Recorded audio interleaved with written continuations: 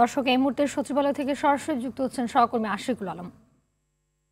আশিকুল, জানাবেন যে কি অবস্থা দেখছেন এবং ক্ষতির পরিমাণ জানা গেছে কিনা এখন পর্যন্ত?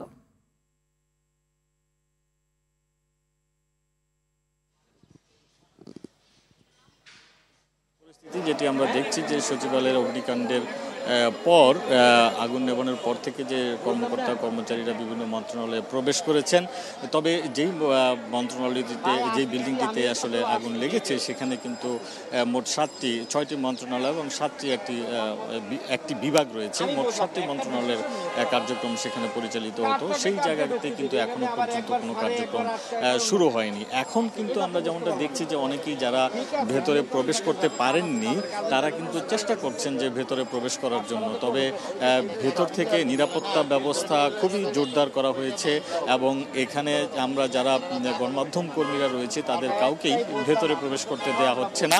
কিছুক্ষণের মধ্যেই এখানে প্রধান উপদেষ্টা ডক্টর মোহাম্মদ ইউনূসের আসার কথা রয়েছে এবং তিনি পরিদর্শনে আসবেন। আসার পরবর্তীতে আসলে বোঝা যাবে যে আমাদেরকে আসলে ভেতরে প্রবেশ করতে দেওয়া হয় কিনা। আরেকটি বিষয় জানিয়ে রাখি হাবিবা আপনাকে, যে অগ্নিকাণ্ডের ঘটনা ঘটেছে, কিছু ভিডিও ফুটেজ আমাদের কাছে এসেছে, যেই ফুটেজগুলোতে আমরা অনেকেই এই ফুটেজগুলো দেখে তারা সন্দেহ প্রকাশ করছেন যে বিল্ডিংটিতে যখন আগুন লেগেছিল 6, 7 এবং 8 তলার যে ভবনটিতে আগুন যে ছড়িয়ে পড়েছিল, সেই ছড়িয়ে পড়ার দৃশ্যটাতে কিন্তু একটু ব্যতিক্রম দেখা গেছে। যে কিছু কিছু জায়গায় হঠাৎ করে একটি জায়গায় যখন আগুন লেগেছে তার পরবর্তীতে কিন্তু আরেকটি জায়গায়ও আরেকটি ফ্লোরেও আগুন দেখা গেছে। মানে আগুন খণ্ড খণ্ড ভাবে ছড়িয়েছে এরকম কিন্তু অনেকেই বলছেন। এবং ভেতরে একজন প্রত্যক্ষদর্শী বলবো না, যিনি ওই ভবনের কর্মচারী, উনি এরকম 2 থেকে 3 জনের সাথে আমার কথা হয়েছে। তারা বের হয়ে এসে যেমনটা বলছিলেন যে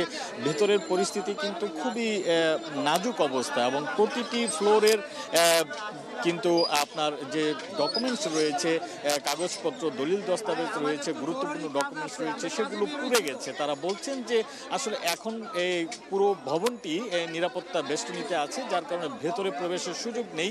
তবে তারা বাইরে থেকে যেমনটা দেখছেন যে এখন বিল্ডিংয়ের যে পরিস্থিতি তারা দেখছেন তাতে বোঝা যাচ্ছে যে আসলে পুরোটাই বশীভূত হয়ে গেছে, এমনটা কিন্তু তারা বলছেন। তবে তদন্ত কমিটির কথা যেটি বলেছেন স্বরাষ্ট্র উপদেষ্টা, সেই তদন্ত কমিটি করার পর তদন্ত কমিটি কিন্তু আসলে নিশ্চিত করে বলতে পারবেন যে কিভাবে এই আগুন লেগেছে বা কেউ যদি এটি নাশকতার কোনো ঘটনা কিনা, আগুন লাগিয়েছে কিনা, সেই বিষয়গুলো কিন্তু তারা পুঙ্খানুপুঙ্খ রূপে তদন্ত করে দেখবেন। এরই মধ্যেই কিন্তু স্বরাষ্ট্র সচিব এবং ক্যাবিনেট সচিব তাদেরকে বলা হয়েছে যে একটি তদন্ত কমিটি গঠন করার জন্য, এবং তারা কিন্তু সেই প্রক্রিয়াটি শুরু করেছেন বলে আমরা জানতে পেরেছি। এর মধ্যে বেশ কয়েকজন উপদেষ্টা ভেতরে রয়েছেন যারা সরজমিনে এই পরিদর্শনের কার্যক্রম পরিদর্শন করছেন এবং ক্ষয়ক্ষতি নিরূপণের চেষ্টা করছেন। হাবিবা, এই সচিবালয়ের অগ্নিকাণ্ডের ঘটনার এই ছিল আমার কাছে সর্বশেষ তথ্য। জি, ধন্যবাদ আপনাকে।